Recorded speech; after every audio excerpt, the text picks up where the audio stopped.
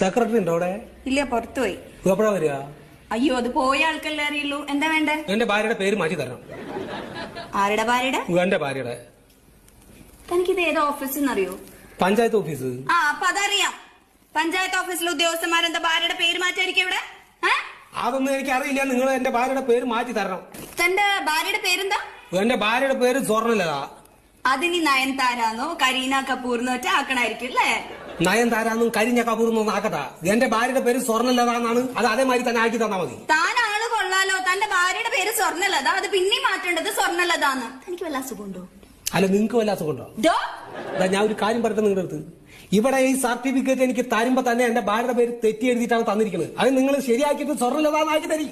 അങ്ങനെ അപ്പൊ അങ്ങനെ പറയണ്ടേ? അല്ലാതെ ഇവിടെ വന്നിട്ട് ഭാര്യനെ മാറ്റണം എന്നൊക്കെ പറഞ്ഞ ഞാൻ എന്താ വിചാരിക്കുക? സർട്ടിഫിക്കറ്റ് അതെ, എന്റെ ഒറിജിനൽ ഭാര്യ ഈ സർട്ടിഫിക്കറ്റിൽ